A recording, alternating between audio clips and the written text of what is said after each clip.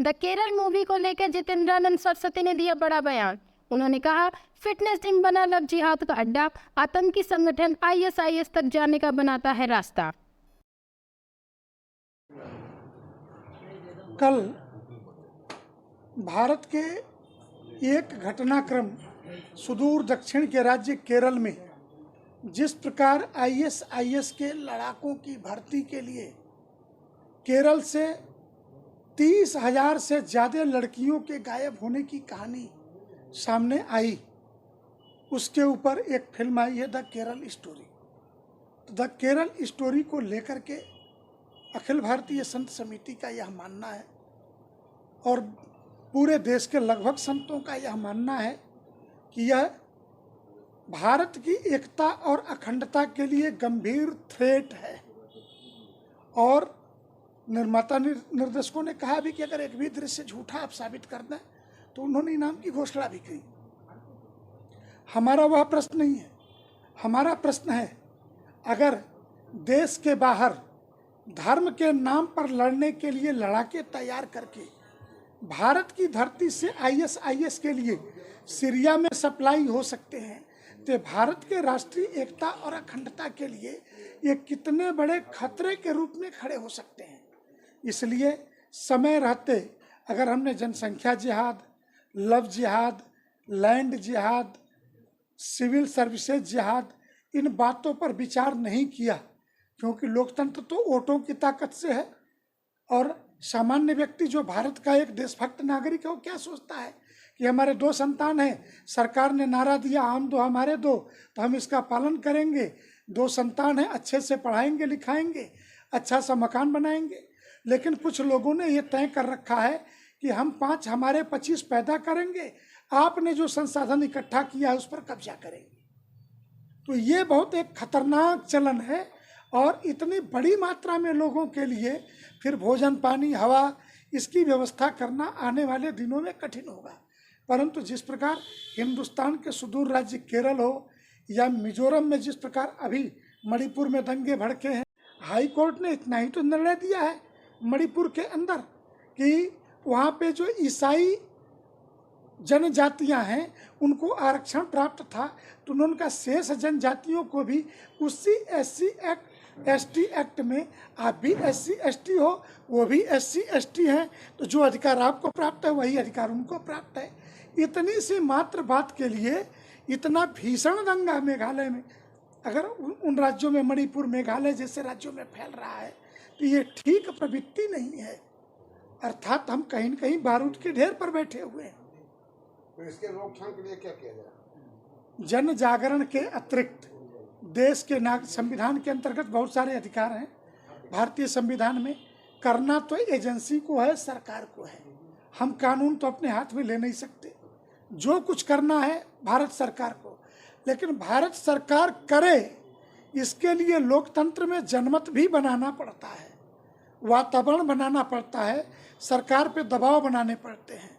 मैं उदाहरण के लिए कहूँ कि आपने योगी को लॉ एंड ऑर्डर के लिए यूपी में चुना, तब आज की परिस्थिति में वो अनिल दुजाना हो, चाहे मुख्तार अंसारी हो, चाहे अतीक अहमद हो, ये कुछ निपटाए गए, कुछ को सजा हो गई और लॉ एंड ऑर्डर मेंटेन है, तो यूपी में कम से कम गुंडे सर उठा के नहीं चल सकते।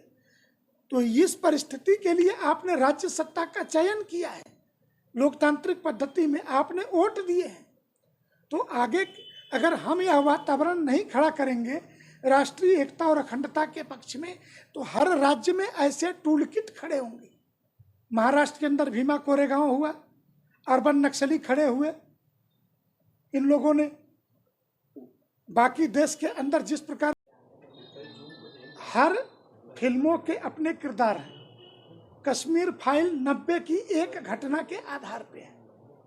केरल स्टोरी एक घटना नहीं है, केरल के पूरे समाज शास्त्रीय आकलन की फिल्म है, तथ्यों के आधार पे है।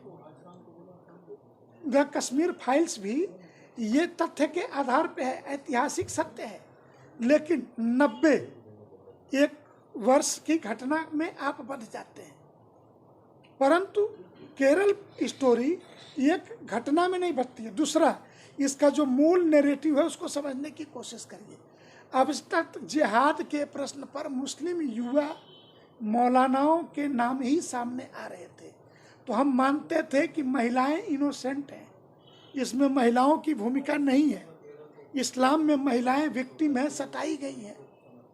उनके कानून के मुताबिक भी शरिया कानून में 2 महिलाओं के बराबर एक पुरुष की गवाही है।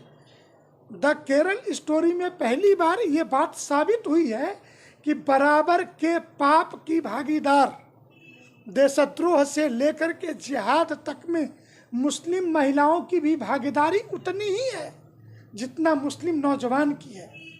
हिंदू लड़कियों को बहलाने फुसलाने के लिए पूरे देश में मुस्लिम लड़कियां अपने भाइयों से दोस्ती कराने के लिए पहले ये लड़कियां हिंदू लड़कियों से दोस्ती करती हैं, फिर कहती हैं आओ यार तुझे अपने भाई से मिलवाती हूँ। ये एक नैरेटिव नहीं है, ये एक कठोर सत्य है जो पूरे देश में घटित हो रहा है, जो केरला स्टोरी के माध्यम से बताने का प्रयास हुआ है। तो क्या लगता है कि घर की जो बेटियां हैं, बहन हैं, वो स्कूल जा रही है, कॉलेज जा रही हैं, उसके बाद वो बाहर अभी सैकड़ों हमने कई मंचों पर ओपन लाख की भीड़ के सामने भी कहा है कि माता पिता 3G, 4G, 5G की जो मोबाइल दे रहे हैं और बेटों को कार दे रहे हैं, तो पहले संस्कार देना सीखें। अन्यथा मैं पूछूं कि आपकी बेटी ये 4G, 5G की मोबाइल लेकर के बाथरूम में क्यों जाती है? बाथरूम में मोबाइल का क्या काम है? अगर आपने इस पर नियंत्रण नहीं किया, हम आपके माध्यम से बनारस के उन सभी माता पिताओं को कि अरे आप अपनी बेटी को हिंदू संस्कृति में छू नहीं सकते, जवान बेटी को आप नहीं छूते, भावज को नहीं छूते, और उस शहर में जिम के नाम पर जिम में ट्रेनर मुसलमान लड़का है और जिम में ट्रेनिंग के नाम पे आपकी बेटी के कमर में हाथ डाल करके वो ट्रेनिंग करा रहा है। ये भी लव जिहाद के अड्डे हैं। पता करो आपके घरों में वो कहाँ तक घुसा हुआ है।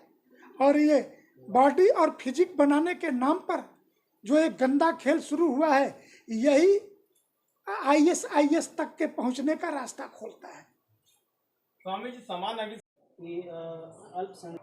सुप्रीम कोर्ट में मुकदमा लंबित है, माने जाते हैं नहीं।